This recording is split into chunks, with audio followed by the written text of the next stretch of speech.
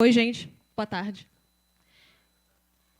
Vamos aproveitar que está todo mundo aqui morto de sono pós-almoço e vamos dar uma dinamizada. Que tal? Quem aqui já virou uma noite fazendo algum trabalho da faculdade? Caramba! Quem aqui, por algum acaso, já tomou alguma espécie de estimulante ou até um remédio para conseguir dar conta da carga de trabalho? Culpada. E quem aqui, falando em culpa, já se sentiu culpado por estar descansando durante um final de semana ou um feriado ao invés de estar trabalhando? Pois é.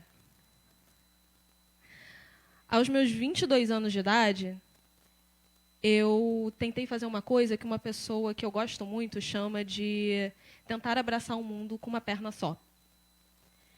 Eu tinha acabado de entrar no escritório, que era exatamente da área que eu gostava, e eu incuti na minha cabeça, com toda a força que eu podia, que eu precisava, naquele estágio, ser efetivada. Eu precisava.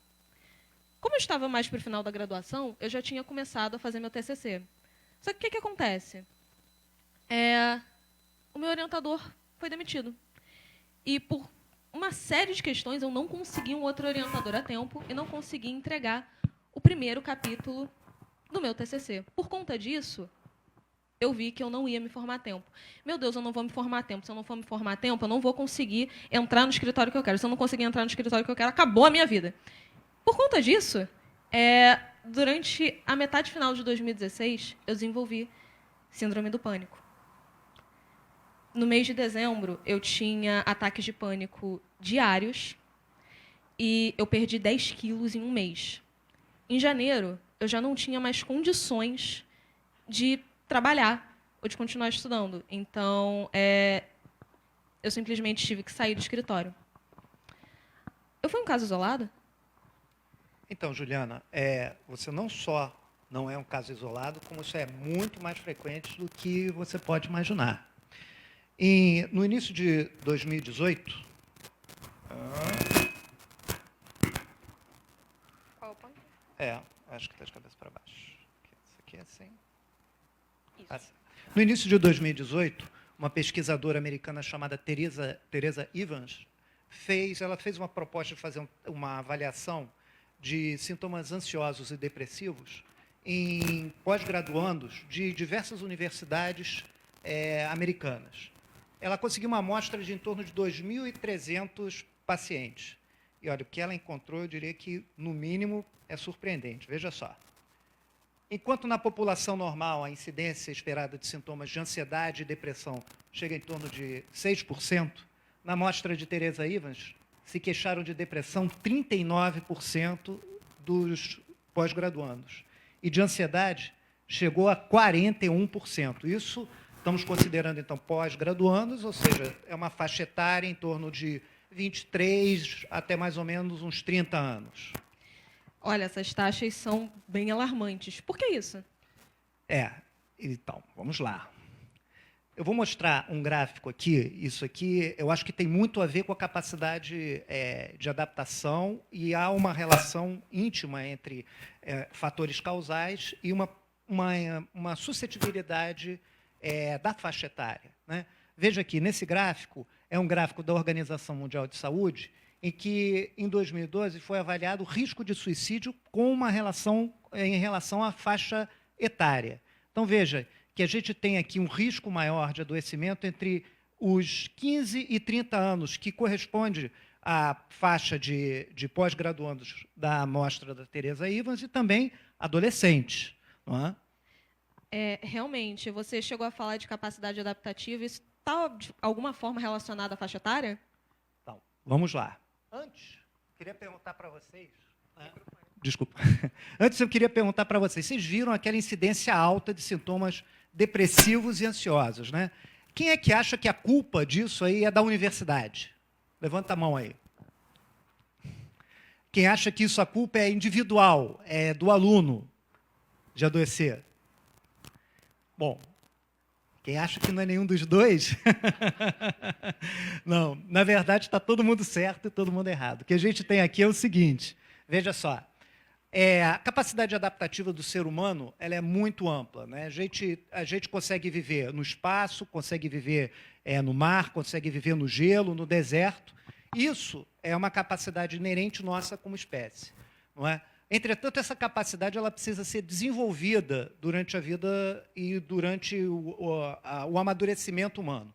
Nessa faixa etária entre 15 e 30 anos, ou seja, adolescentes, adultos jovens, essa capacidade adaptativa é muito baixa por conta de uma fragilidade emocional, uma baixa vivência. Não é? Essa fragilidade emocional ela acaba interferindo, não é, na capacidade de resiliência, da gente absorver impactos da vida, estresses da vida. Não é? Esses impactos, quando são absorvidos, eles são mal resolvidos e vão sucessivamente gerando novas dificuldades. E isso é que acaba dando um risco maior para adoecer. Então, na verdade, não é uma culpa nem da universidade e nem do indivíduo. É exatamente uma suscetibilidade na faixa etária, de maturidade, associada com uma alta demanda que a universidade acaba causando. E quais seriam os maiores impactos ou fatores de estresse mesmo para quem está na graduação? Então, a vida acadêmica ela é repleta de grandes desafios e de grandes estresses. Não é? Veja, começa quando a gente termina o ensino médio. Quando a gente termina o ensino médio, a gente tem que esquecer, tem que eleger uma profissão. Baseada em quê? A gente elege uma profissão baseada em quê? Ah, não, eu vou ser agrônomo. Você é agrônomo por quê? Como é que você sabe que vai ser feliz fazendo agronomia? O que é que você vai fazer exercendo agronomia? Não é? Veja, essas escolhas elas geram estresse. Né? Depois não é só isso, aí você vai fazer o vestibular. Na época que você faz o vestibular, você tem uma concorrência imensa com várias pessoas para uma competição de uma vaga ou de várias vagas. Não é? Mas essa competição ela gera estresse também. Se você passar, ótimo. Agora, se você não passa, você tem que voltar tudo de novo, fazer tudo de novo. Mais estresse ainda que você tem para passar, mais desafio, mais capacidade adaptativa. Quando você entra na graduação, a história é outra. Você tem que se formar profissionalmente, você tem que ser capacitado para entrar no mercado de trabalho e ser um bom profissional. Então, você tem que aprender a trabalhar em equipe, você vai estudar um monte de coisa que você não tinha a menor ideia de como é. Acabou aquela história de você estudar para passar de ano. Você tem que se formar, então você tem que fazer o TCC. Não é? Isso tudo você vai requerer muito, muito a tua capacidade adaptativa. E numa faixa etária em que isso não é bem amadurecido, é sempre mais difícil. Não é? A própria Teresa Ivens ela fez um trabalho em cima disso aí, falando como é que é a interferência disso na sua qualidade de vida. Então, olha só, ela fez a seguinte pergunta também para os alunos de pós-graduação. Você consegue um bom equilíbrio entre a sua vida pessoal e o trabalho?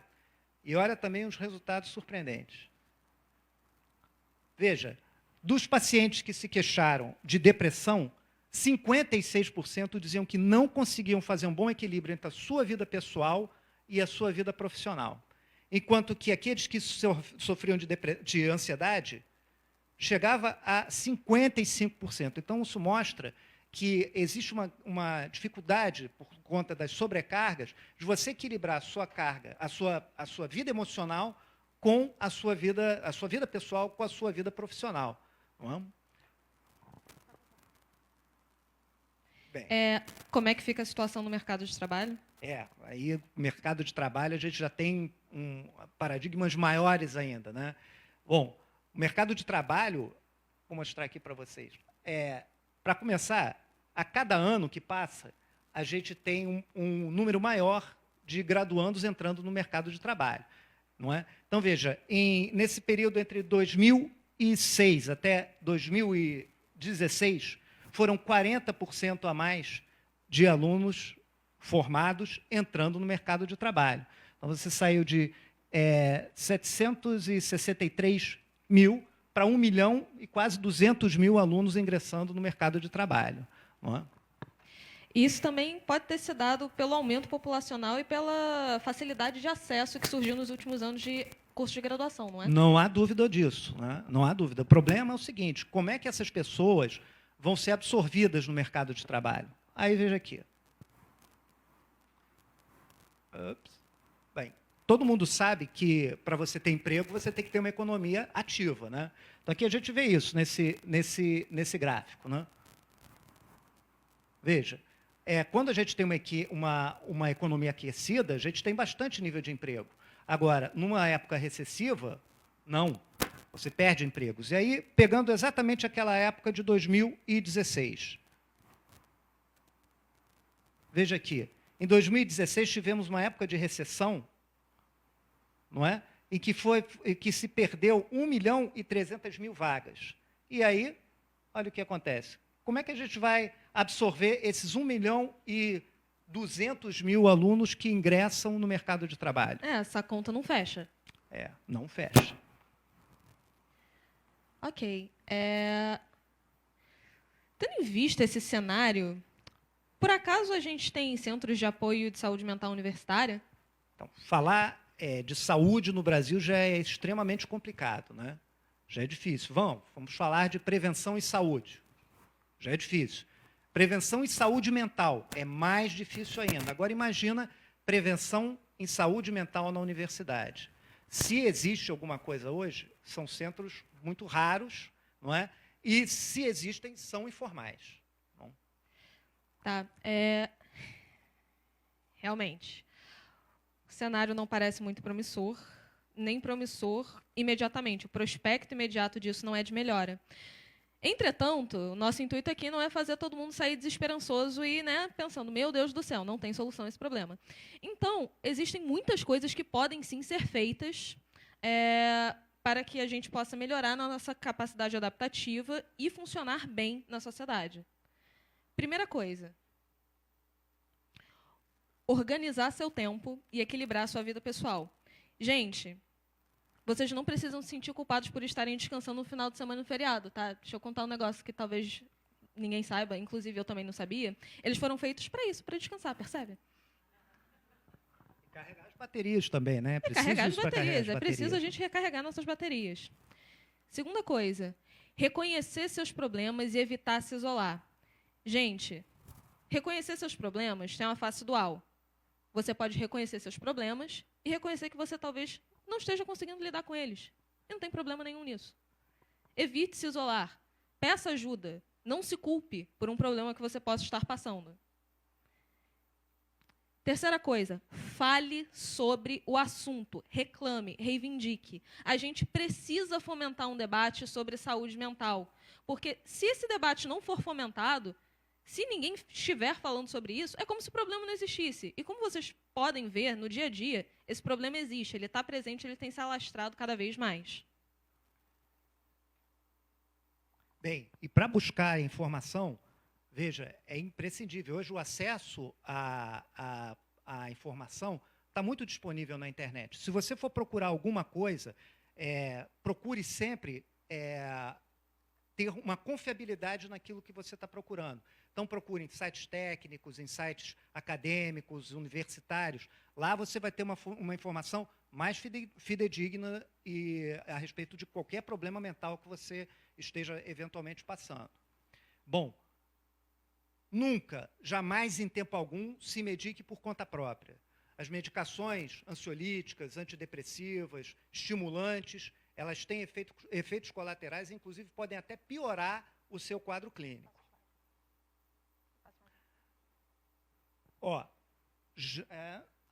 Tem que passar mais um. Pulei essa. Isso. Não seja preconceituoso com você mesmo. Se você tiver alguma dificuldade, algum problema de saúde, procure um profissional da área de saúde, um psiquiatra, um psicólogo. Eles vão saber identificar o que você está tendo e vão poder propor alternativas e soluções para a sua situação. Gente, não é normal você ter que ficar virando noite para fazer trabalho de faculdade. Não é normal você ter que tomar um medicamento, às vezes tarja preta, para conseguir dar conta da sua carga de trabalho. Inclusive, não é normal você se sentir culpado por estar descansando durante seu tempo de descanso. Por isso, alguns graduandos criaram a hashtag não é normal. para começar a falar sobre esse assunto. Se vocês forem na rede, se vocês forem na internet, buscarem essa hashtag, vocês vão encontrar diversos posts com os quais vocês vão ter maior dimensão da gravidade do problema que tem se alastrado cada vez mais. Portanto, se você estiver passando por alguma dificuldade na época da tua graduação ou na época da pós-graduação, não desespere. Isso aí é uma época que realmente vai requerer muito da sua capacidade adaptativa, porque tem muita sobrecarga emocional. Não se desespere, você vai se renovar, isso vai ajudar, essa experiência vai ajudar você a amadurecer como pessoa e profissionalmente. Então, isso vai ter um saldo positivo no final. Olha, reconheça seus limites e saiba que você pode buscar uma solução de uma forma calma. A sua vida não acabou porque você talvez não tenha se formado no tempo que você achava que era o certo, porque não existe tempo certo, o tempo certo é o seu. E não ache que a sua vida acabou porque você não conseguiu o emprego que você achava que você deveria conseguir. Calma. Então, se você quiser resolver o seu problema, não transforme o seu problema em um tabu. Procure ajuda. E, principalmente, precisamos falar sobre isso.